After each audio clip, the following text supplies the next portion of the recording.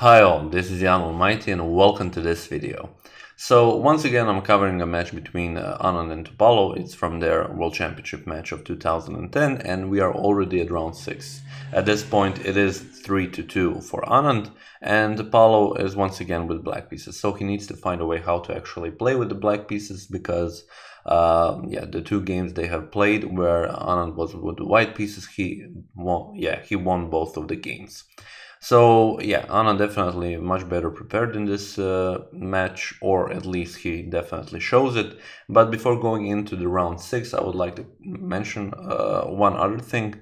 So since it is summer and it's vacation time, I'm going to take 2 weeks off my job, and that means that I'm going to go to the seaside, which in the end means that probably I won't be able to post as many videos as possible. I'm not going to record while I'm away, so I'm going to try to pre-record as much as possible so that at least I can make it a video per day. But as you all know, that means at least it's over 10 videos. So if I make it, then I'll be showing a video per day. If not, then maybe every second day. But that's pretty much the information that I wanted to provide for you guys, so not to worry.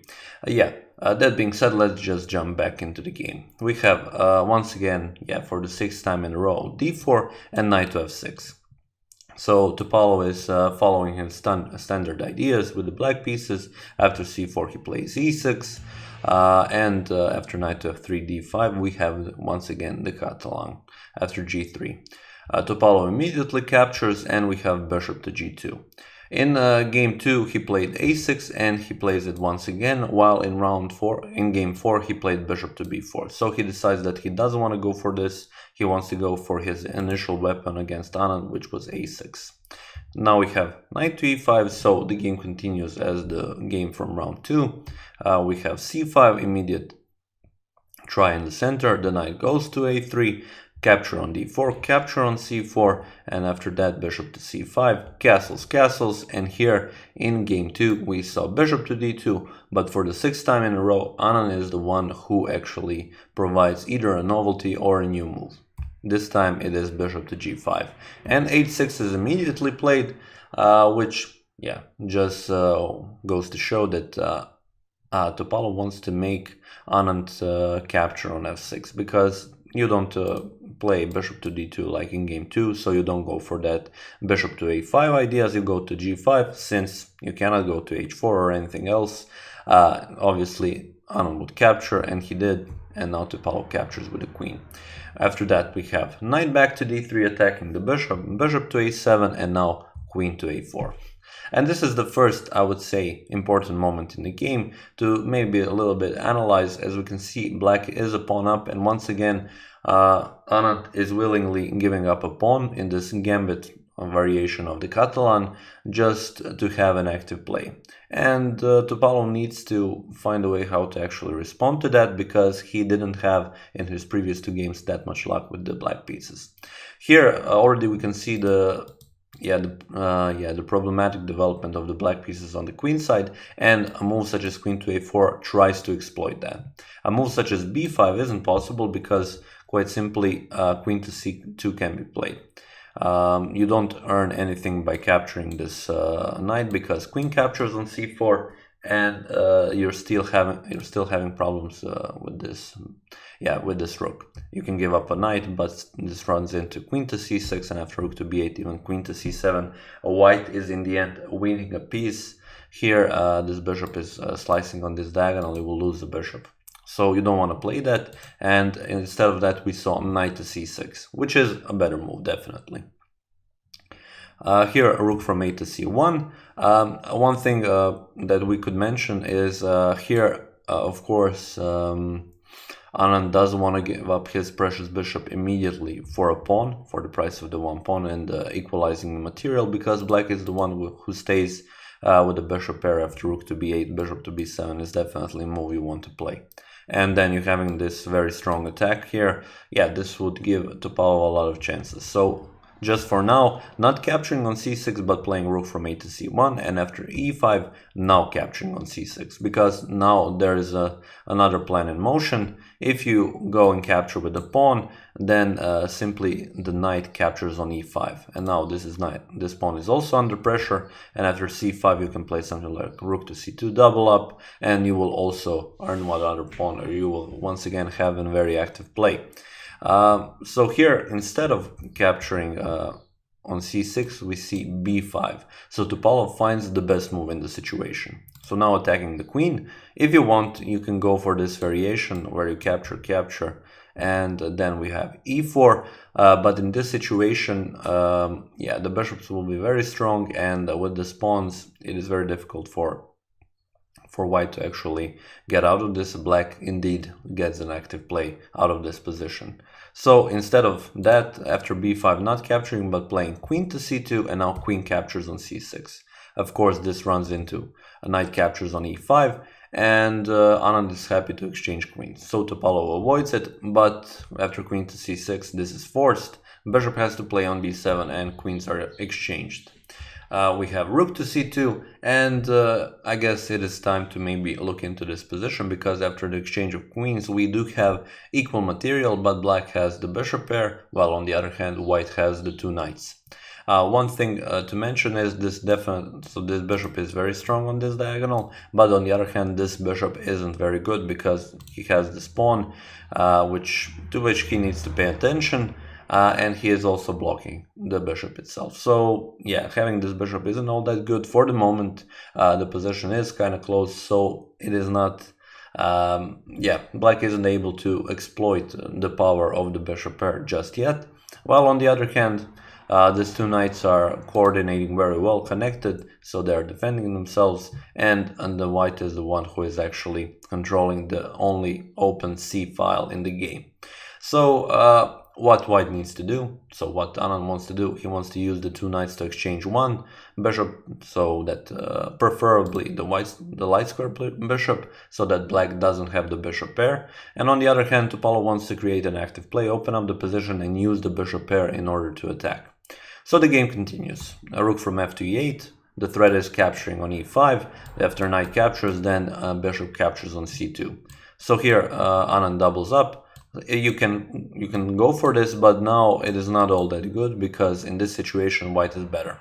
He has exchanged all the pieces, and black has stayed with this yeah, worse bishop. So, and the c file is his. Yeah, this knight will enter, this rook will enter, and white will have a better game. So Topalov wants to go for only for variations that will give him a win. So here he plays f6, and we have a knight to d7. Moving the knight away. Bishop to f5, attacking the knight, and now knight on the other side. Knight from d to c5. Bishop to b6, moving the bishop away. So maybe, yeah, just moving it from the better square. And now we have knight to b7, threatening to jump here and attack the rook and the bishop. Bishop to d7, and now we have a knight to f4. Knight to d5 is a threat, attacking this bishop. Rook to b8, and now knight to d6, attacking the rook.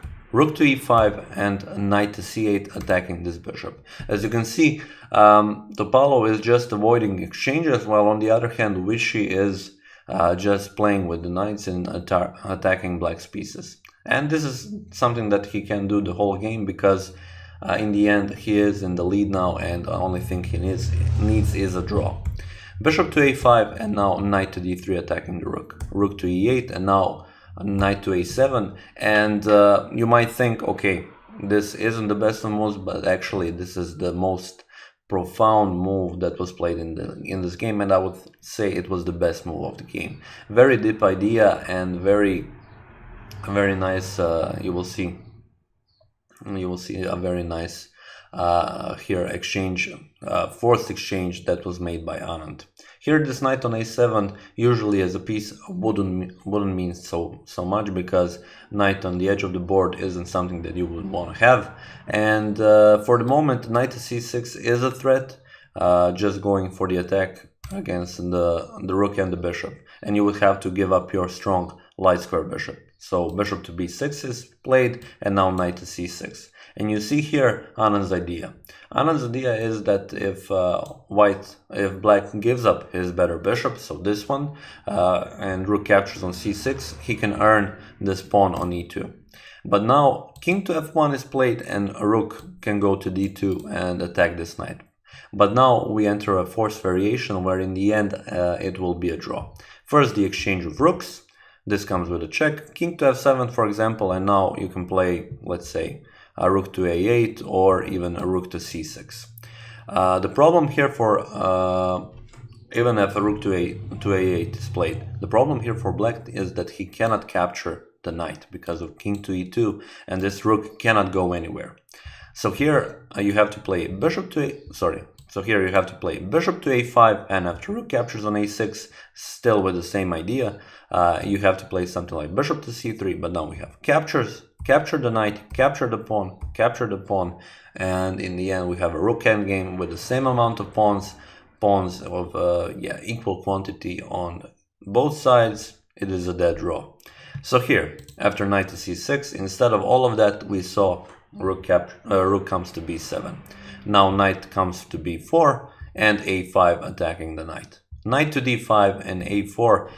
It was in this situation finally Topalov had decided to give up the bishop pair because he saw that there is no progress in this position, and at least he will give up this worse bishop and stay with the light square bishop, which can probably make some damage on these light squares, maybe on this diagonal. So knight captures, rook captures, and a knight to c5 attacking the bishop. Bishop to f5 and rook to d2. Since there is no bishop, now you can attack this d4 pawn. Rook to c6 attacking here, and now b4, a very active defense. Pawn captures, and now the idea is to push b4, and this knight on c5 would be a monster, definitely, controlling a lot of space. So once again, Topalov decides. Now, for the first time, he sacrifices a pawn to go for activity. Plays b4, and this allows rook captures on d4, rook captures on e2, rook captures on b4, and after this, bishop to h3.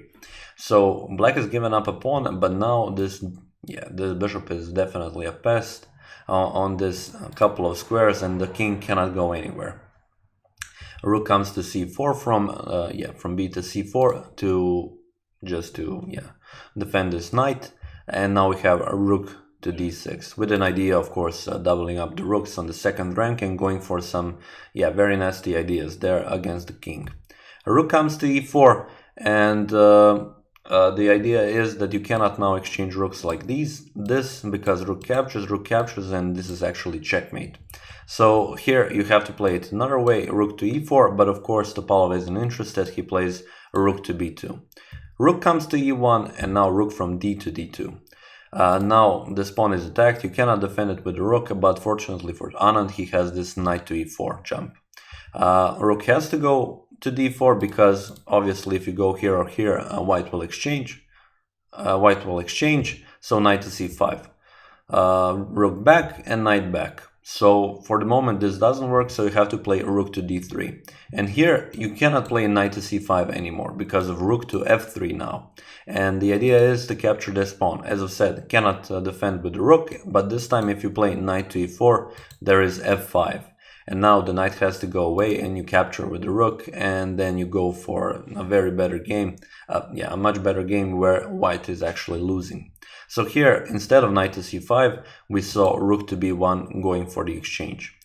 Here Topalov actually went for a drawish line, so because in the end he cannot do anything. Here, if you move the rook to c2, the rook will come to c1. If you move it to a2, it will come to a1. In the end, you will have to exchange. You will capture this pawn, but still there won't be no progress. So because of that, we saw rook captures on b3 and a knight to d2. So not immediately going for the exchange, attacking the rook, rook to b4, and first f3. So making room for the king to escape. g5, and only now captures, and rook to d1. Notice now that after pawn has moved to f3, there is no bishop to g4, and this knight can be defended this way, not allowing the rook to actually roam on the second rank. We have king to f7, king to f2, h5 and king to e3. Now the position of the king is improved. Rook to c2 and now rook to a1. King to g6, rook to a6, not preventing f5 but actually with another idea after bishop to f5 playing rook to d6. Now the knight is defended from this side and the king can go back to the castle. Rook to c3 check, king to f2, rook to c2, and after a couple of repetition of moves, it was in this position that arbiter said that it was a draw by threefold repetition. So yeah, once again a draw in game number 6, but for the first time Topalov shows that he could play as an equal to Anand in the middle game. First time Topalov didn't lose the game with the black pieces, so definitely something to look forward to, because actually in round 7, by the rules of this World Championship match, once again Anand is with white pieces. So yeah, it psychologically definitely not the best of not the best of couple of games playing two times with the black pieces, but if you defend, then the psychological advantage is definitely on your side. So looking forward to round 7, and that is pretty much it. And that being said, I would like to thank you for watching this video, and I will see you next time.